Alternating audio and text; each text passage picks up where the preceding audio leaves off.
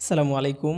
Designing hero একাডেমির পক্ষ থেকে আপনাদেরকে স্বাগত জানাচ্ছি। আমি আব্দুর রহিম। আশা করছি আপনারা সবাই আল্লাহর ইচ্ছায় ভালো আছেন। ইউএক্সের যেসব রুলস বা গাইডলাইন রয়েছে সেগুলোর মেইন কনসেপ্ট হচ্ছে মানুষ দৈনন্দিন জীবনে যা কিছু ব্যবহার করে সেগুলো যেন খুব সহজেই ব্যবহার করতে পারে। এই সহজতার তিনটি মূল বিষয় আমরা উল্লেখ করতে পারি। এক নম্বরে হচ্ছে যেটি ব্যবহার করবে সেটি যেন বুঝতে সমস্যা না হয়। দুই নম্বরে হচ্ছে যেটি ব্যবহার করবে সেটি যেন ব্যবহার করতে বেশি টাইম নষ্ট না হয়। তিন নম্বরে হচ্ছে যেটি ব্যবহার করবে সেটি ব্যবহার করতে যেন কষ্ট না হয় বা বিরক্ত না হয়। তো এরকমই একটি ইউএক্সের গাইডলাইন বা ল নিয়ে আমরা আজকে কিছুটা জানার চেষ্টা করব ইনশাআল্লাহ। আজকে আমাদের সাইকোলজি অফ ডিজাইন সিরিজের তৃতীয় পর্ব। এই পর্বে আমরা যেই বিষয়টি নিয়ে আলাপ করব সেটি হচ্ছে জ্যাকবস ল। জ্যাকবস ল কী এবং কিভাবে এটি আমরা আমাদের প্রোডাক্ট ডিজাইনের ক্ষেত্রে বা ইউএক্স ডিজাইনের ক্ষেত্রে অ্যাপ্লাই করতে পারবো সেটি নিয়ে কিছুটা এক্সাম্পল সহ ডিসকাশনের চেষ্টা করব ইনশাআল্লাহ। তো চলুন আর দেরি না করে আমরা আমাদের আজকের মূল টপিকে ফিরে যাই।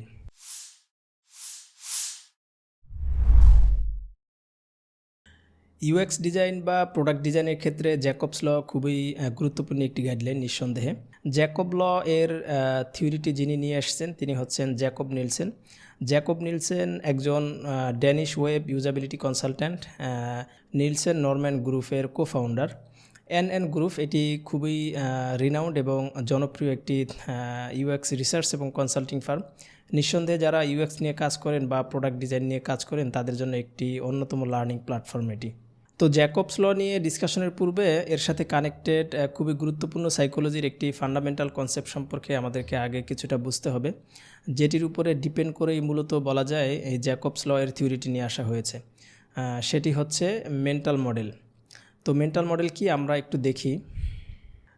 মেন্টাল মডেল হচ্ছে কোনো কিছু ব্যবহার করার ফলে সেটির সিস্টেম সম্পর্কে আমাদের মধ্যে যে জ্ঞান অর্জন তৈরি হয়, বিশেষ করে সেই সিস্টেমটি কিভাবে কাজ করে সে সম্পর্কে আমাদের যে নলেজ তৈরি হয় সেটি হচ্ছে মেন্টাল মডেল। আমরা দৈনন্দিন জীবনে অনেক কিছুই ব্যবহার করে থাকি, তো সেগুলো ব্যবহার করার ফলে এগুলোর ব্যবহারিক পদ্ধতি এবং এগুলো কিভাবে কাজ করে সেই কাজের সিস্টেমটি আমাদের মস্তিষ্কে গেঁথে যায় এবং আমাদের মধ্যে একটি এক্সপিরিয়েন্স তৈরি করে। এখন আমাদের মধ্যে যে এক্সপিরিয়েন্সটি তৈরি হলো সেটি আমাদের মধ্যে একটি প্রত্যাশা তৈরি করে। প্রত্যাশাটি হলো এরকম, যখন আমরা সিমিলার কোনো কিছু ব্যবহার করব তখন সেটি যেন পূর্বে যেটি ব্যবহার করেছি সেটির মতো সেমভাবে কাজ করে।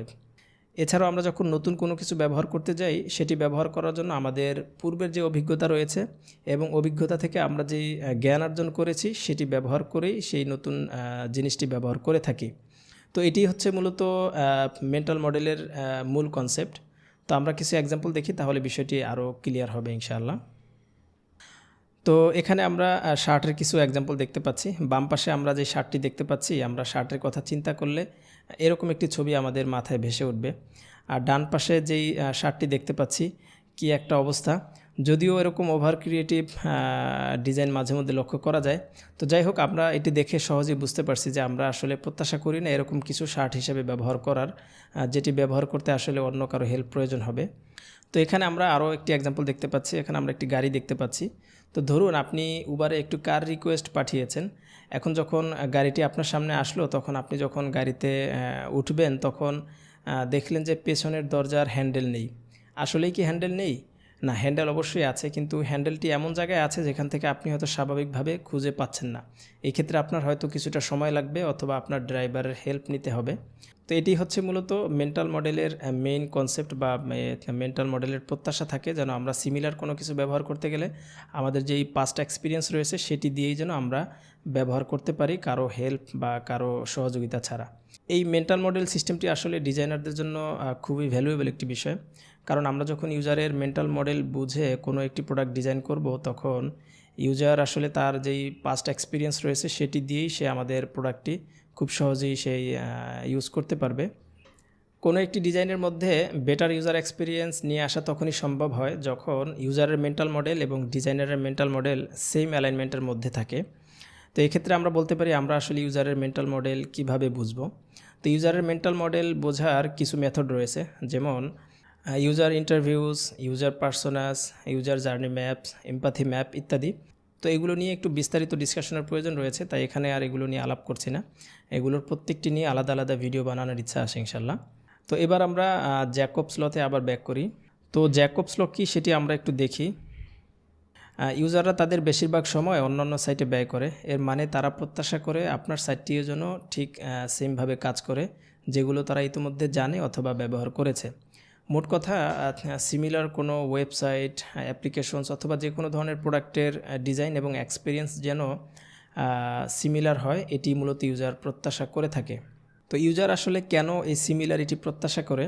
ইউজার মূলত সিমিলার কোনো প্রোডাক্টের নতুন পদ্ধতি শিখতে সময় এবং এনার্জি ব্যয় করতে চায় না।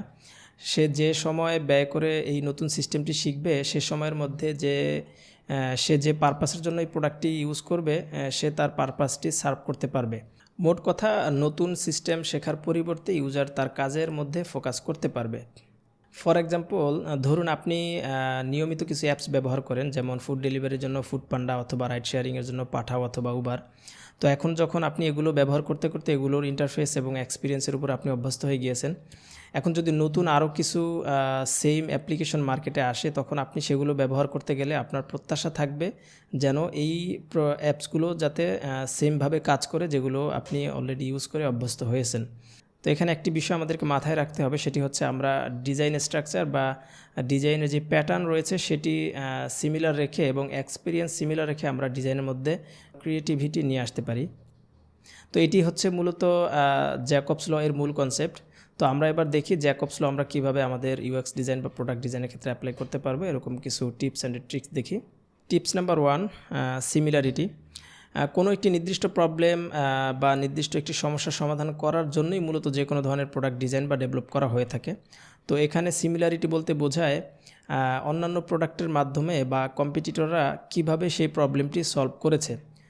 সো ইউজার এক্সপিরিয়েন্স যেন সিমিলার থাকে সেটার দিকে ফোকাস করা।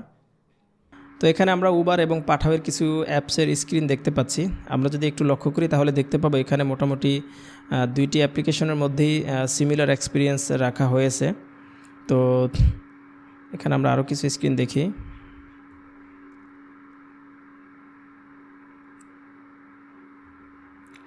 তো সিমিলারিটি বলতে মূলত এটি বোঝায়। Tips number 2, use familiar design patterns. Familiarity বলতে বোঝায় আসলে ইউজাররা কিসের সাথে পরিচিত, যেমন language, design elements, typography, colour, navigation ইত্যাদি। তো ইউজার কনফিউজড হয় এরকম কোনো অপরিচিত এলিমেন্টস আমাদেরকে ব্যবহার করা থেকে বিরত থাকতে হবে। এটি হচ্ছে মূলত ফ্যামিলিয়ারিটি এর মূল কনসেপ্ট। তো আমরা কিছু এক্সাম্পল দেখি, তাহলে বিষয়টি আরও ক্লিয়ার হবে।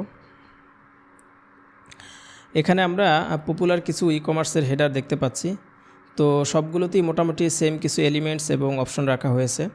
এছাড়াও ডিজাইন প্যাটার্ন মোটামুটি সিমিলার রাখা হয়েছে। তো এটি হচ্ছে মূলত ফ্যামিলিয়ারিটি।